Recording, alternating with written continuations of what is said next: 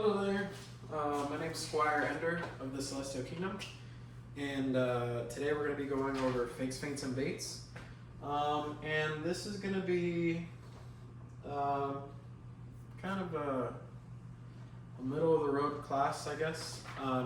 You probably don't want to take this if you're just starting out. I'd recommend taking a look at some pelling videos, some footwork videos to get you introduced to fighting. Anybody working on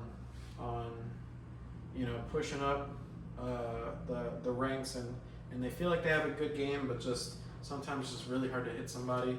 This is probably gonna be a class for you. So first off, I guess let's talk about what is a fake/feint. People oftentimes use them interchangeably. Ideally, the difference between the two is that a fake is a quick movement to convince my opponent that I'm going to do something. So, for example, if I were to step and just give like a little pump, maybe Bob here thinks that I'm throwing a board side hip. He drops his shield and I just stand up, throw a board side shoulder. The other option would be feint. That's a feint. A fake is when you convince someone that you're going to do something and go somewhere else. So if I convince Bob that I'm going to throw a board side shoulder by moving my sword in the general direction, Bob might move his shield up and over, so then I can hit him with the dark side, right? Or AK-47, right? So, or sword side, whatever you want to call it. So that's effectively the difference between a fake and a feint. What is a bait? A bait is a passive or active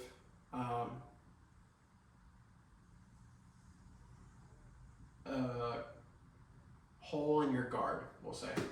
So if we're talking about single sword, if I, let's say you're my opponent, one example that could be just me putting my hand here. Could be a passive bait to have someone throw on my outside arm. I can catch, riposte.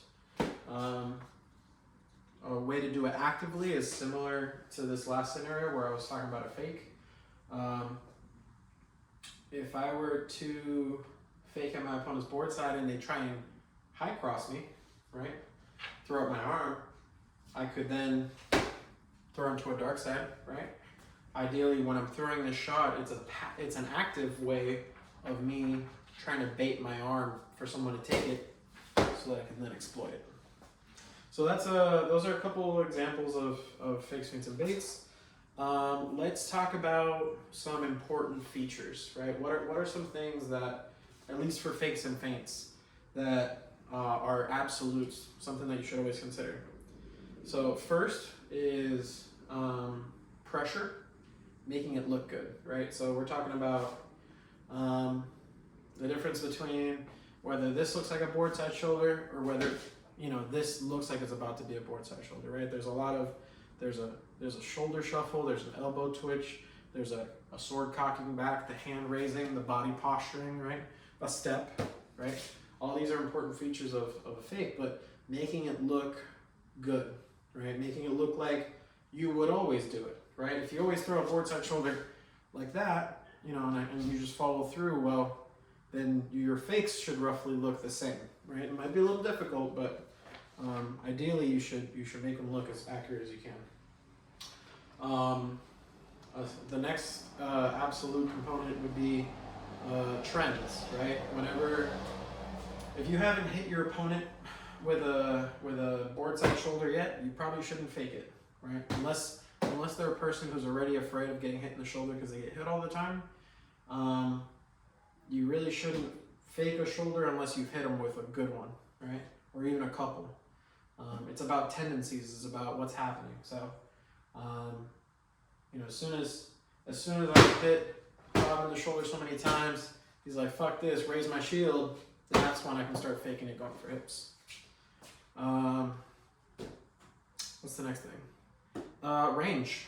Range is probably the most important thing about fakes, feints, and baits. If we're talking about our fight with Bob right now, Bob doesn't have to respect a fake. Assuming Bob is competent in knowing his range and my range, right?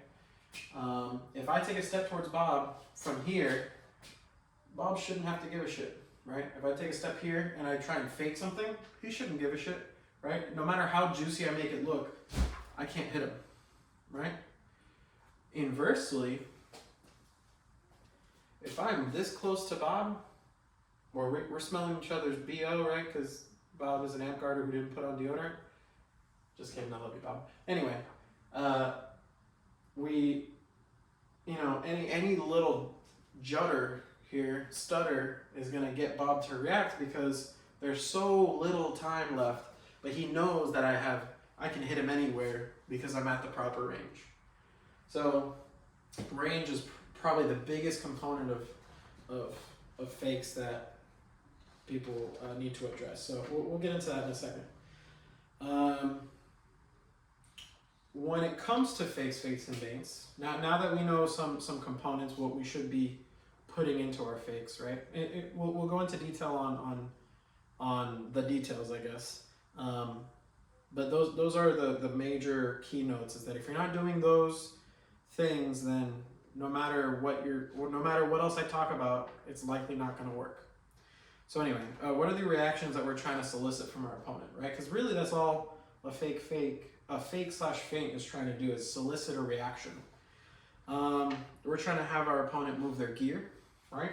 Raising a shield, moving the arm, right? Expecting like a block, you know, expecting a shot towards their forearm. They come out, you hit them on the inside, stuff like that. Moving their feet, right?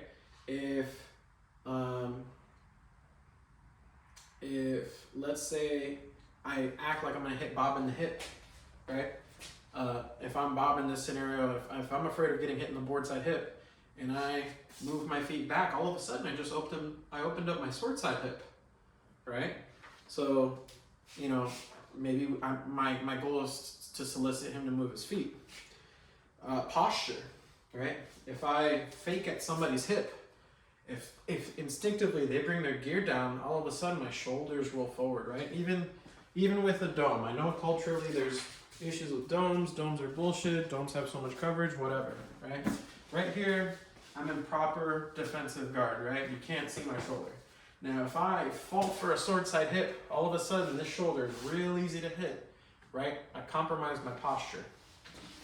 So that's something that we can try and elicit from our opponent.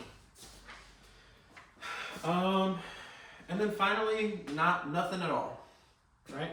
That might sound kind of weird, but sometimes we just need Bob to not move, okay? So what does that mean? If I position Bob here with a board, okay, I know for a fact, let's see, good, all right. I know for a fact that I can't hit Bob in the shoulder right now, or from here, right? I can't hit Bob in the shoulder, right? Right now, if I hit this too hard, it's gonna drop the shield, but if I take a step out here, without a doubt, right now I'm touching Bob's back, right? I'm not even touching the shield, right? This is all about positioning.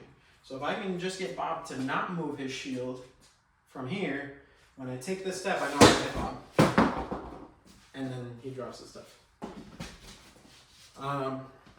So yeah, so sometimes that could be another reaction that we're trying to get, is nothing at all, right?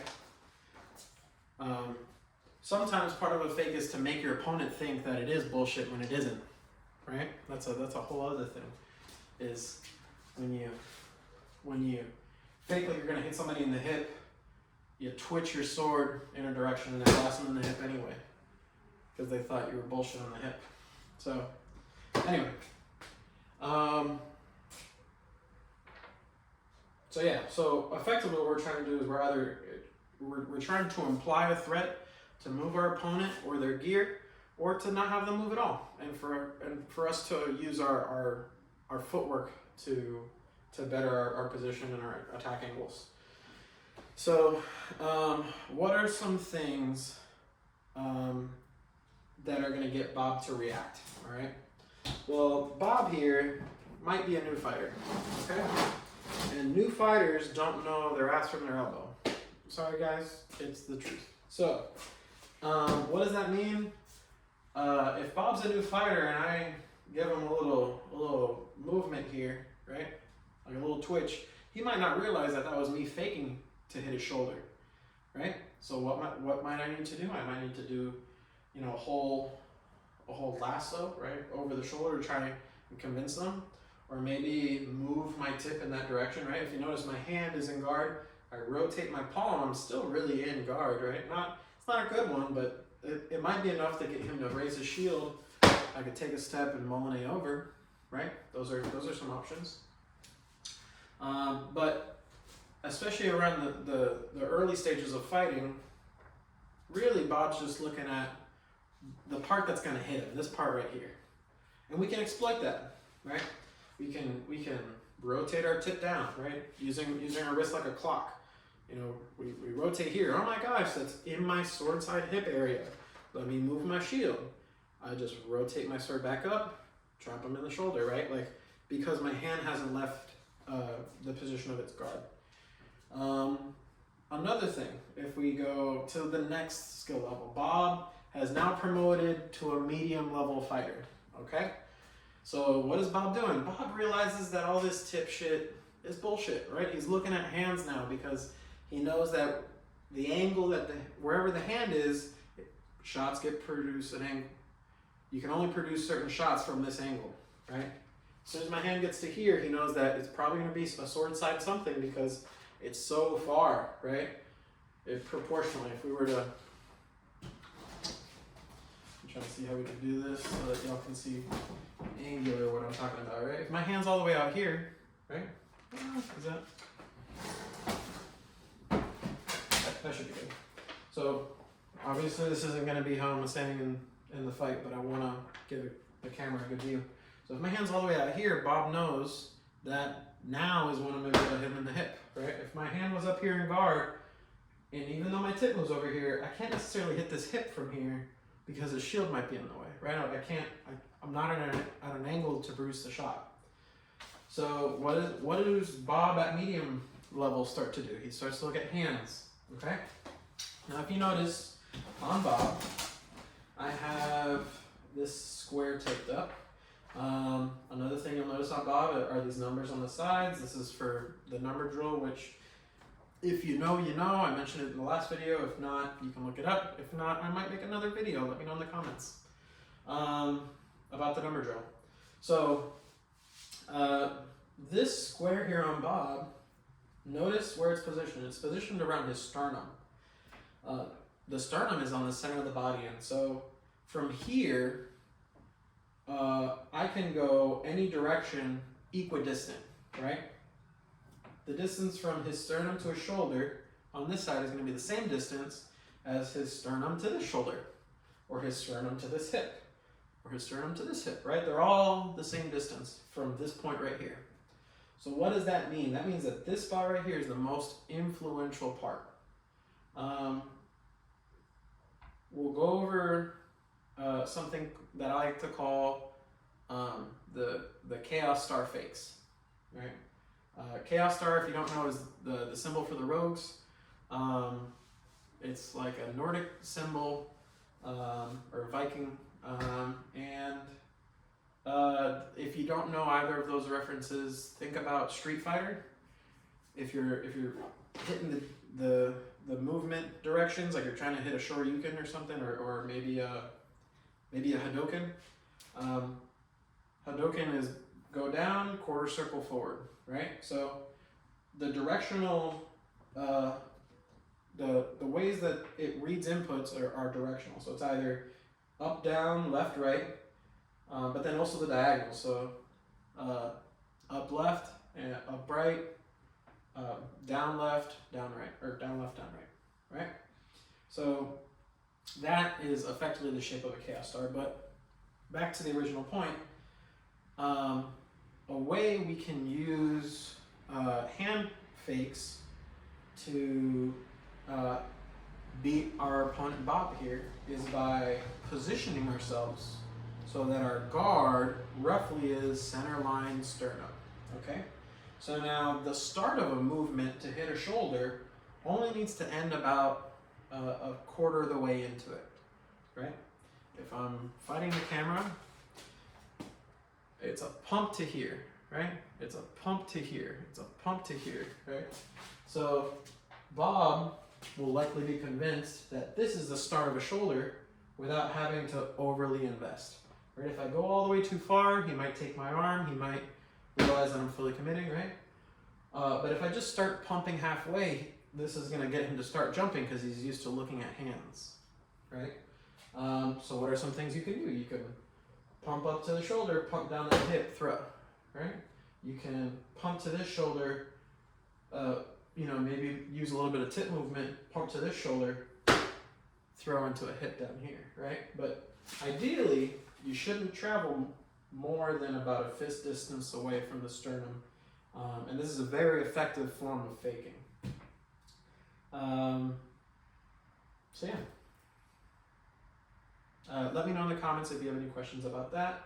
I can go into a little bit more detail about that. But that's how we beat medium range fighters, is by giving them hand movement.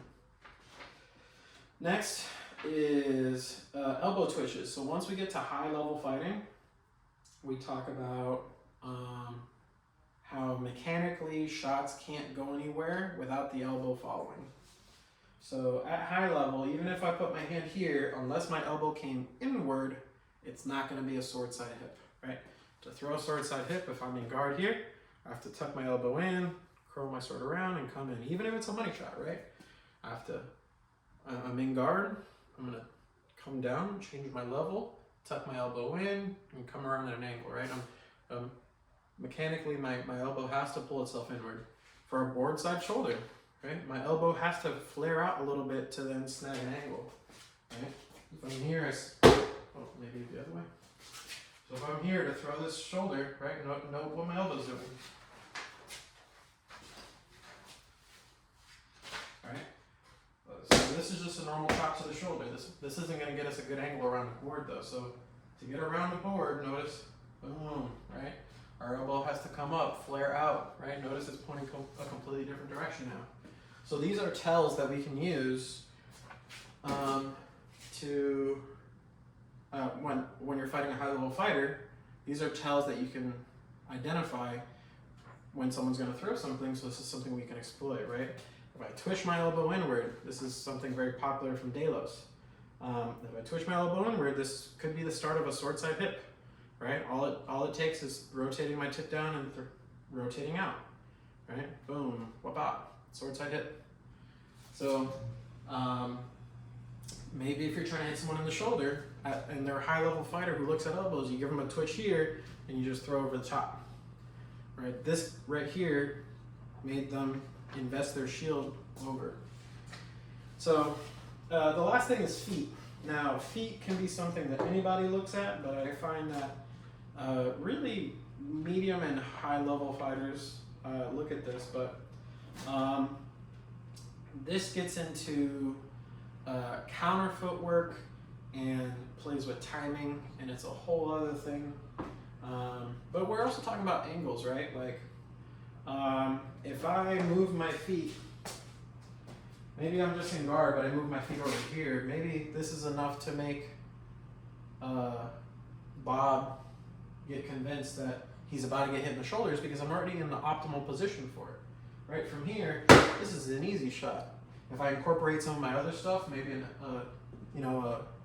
a tip twitch or a hand pump, right? I can pump my hand in that direction. All of a sudden that gear really flies away and hitting the sword side hip isn't a problem, right? But it starts with position, right? So those are some components that we can use it.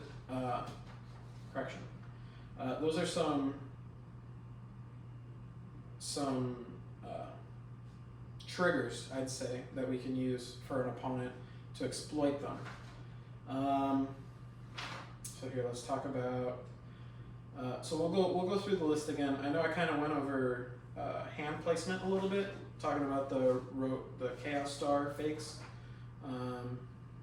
So we'll kind of skip that one, but we'll talk about tip of the sword, right? So what are some tip of the sword fakes? Tip of the sword fakes, you will, if I'm in guard, doing a little twitch, right? If I'm in guard, I'm pulling the tip of my sword back as if I'm going to cock myself for a shot. So if I position myself for a board side, like I said, I can cock it back. Maybe someone thinks there. If I take a step and maybe I lean my body a little bit, I can really convince somebody that I'm about to high cross them. So I just twitch, throw for a shoulder, right? What else? Rotation, right? I was talking about that a little bit, where we kind of point the tip in the direction that we want their shield to move, and they just kind of start moving it. The last one is loops. So some people call these loop transitions or around the worlds. These are multi-directional fakes that are designed to overwhelm an opponent.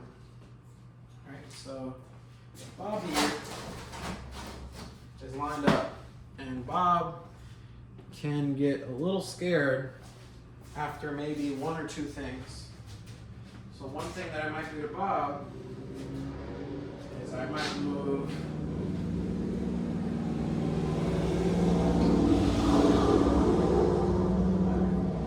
Bob's gear. One thing that I might be able to do is I might be able to trace the outline of the shield, right? And without overexposing my arm, ideally, right? So I come around, right? I trace around his shield and come back to my original position. This can do one of two things. This can be a bait by coming here and moving around. This can convince someone to cross so that when I rotate back around, I catch a block and then can exploit a high cross with whatever I want. This could be a multi-directional fake. So if from here they haven't decided that they haven't bit on a board side shoulder, I come down, all of a sudden they're like, oh, this might be a board side hip.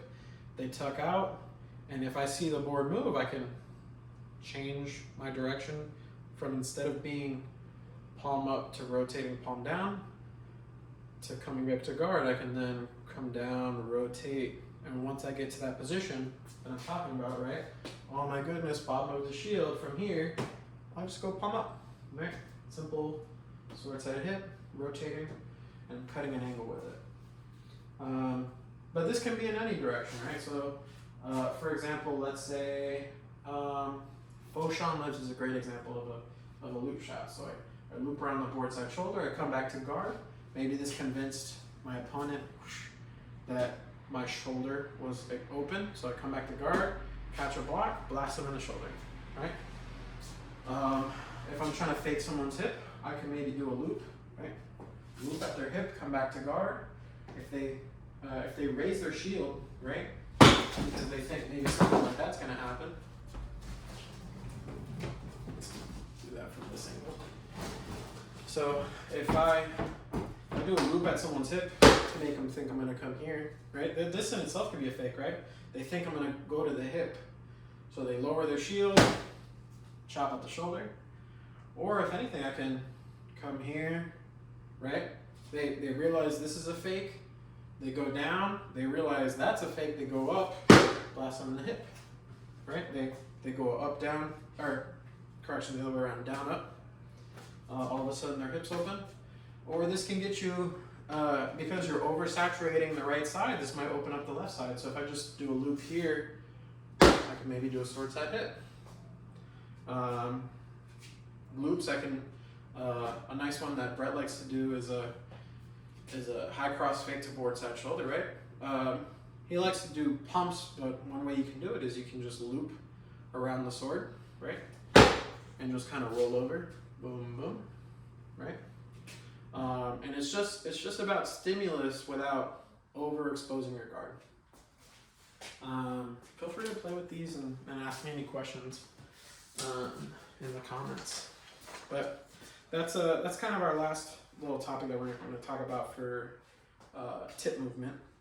We already went about the hand placement. We kind of covered elbow twitches a little bit.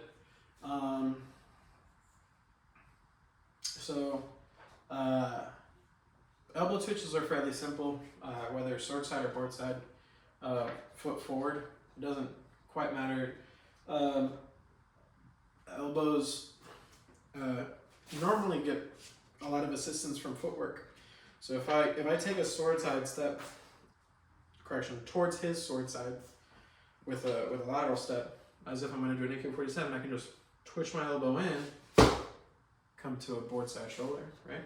From here, my opponent has to respect the hip, right? This is back when we were talking about range and footwork being absolute components of fakes, is that from here, my footwork put me in a position that he has to respect this shot. My range also makes it so he has to respect it. If I were to change my range, all of a sudden I'm no longer in range, he doesn't have to respect the shot, right? Or the fake. Similarly, if I am in range, but I don't have the footwork, right? This, boom, boom, right? This might not sell it because I'm still in the position of a shield. The shield still might be here because this wasn't enough to sell it. So, you know, even if we take it a step back, right? We'll talk about, what was it? Sorry, excuse me. Around the worlds, right? We were talking about, you know, if I do this board side hip kind of loop, boom, right? This is a lateral step that I took to help sell this board side hip, and all of a sudden, when the equipment moves, this opens up, right? But without the better position, it might not work, right? Maybe just from here, my opponent's good enough to realize that this was bullshit, right? So, and then lastly, feet. So we're talking about misleading footwork, which is kind of like what I just talked about there, which is convince someone you're going to threaten them in one direction, but it's actually coming from the other one, right? I think I talked about this in the last video, but if I was doing like an AK-47 fake, you know, this is how I always throw my AK-47 with my sword foot, or from their sword side, right? I take a board foot forward step, get a great angle on the hip. Well, if this can convince them that it's a hip shot, all of a sudden, the board side shoulder's open, right? So a little bit of a fake, right? In this scenario, I'm in guard, I'm using my elbow, I'm using my hand, right? I can use my tip, I can incorporate all these different factors into my fakes and kind of tailor them against my opponent. Like we talked about earlier, depending on how good Bob is, some of this might not work, but I'm positive that if you combine them all together, something is bound to happen, right? Something's gonna move. Awesome. So I guess the last thing we'll talk about is footwork faking. This is probably the biggest thing that can take you from a middle of the line fighter to a higher end fighter. High middle to a low high, I guess is the best description. Anyway, the idea is this. So, as we talked about, range is super important, and without range, you know, we're just kind of we're Neanderthals, right? I guess it's you know the thing that separates us from the apes, right? We're civilized. We move our feet in coordination, right? We know how to dance. So the biggest thing that I can talk about is my opponent when we're out of range, right?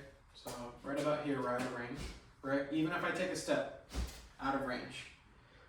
From here, one of us is bound to take a step forward, right? We have to, right? The whole point of this game is to put foam on somebody's body. So one of us needs to get close enough, at least, to put foam on somebody's body. Now, what does that mean? That means that my foot, or Bob's foot, is going to have to come up. Now, let's say I do that. If I take a step forward, there's a point in time where I can't change direction, right?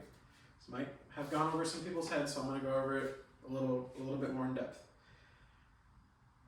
If I raise my foot, right, which we'll talk about some tells, I guess, for those of us advanced. Some things you'll notice is the toes crinkle, right? The heel comes up, the knee comes up and forward.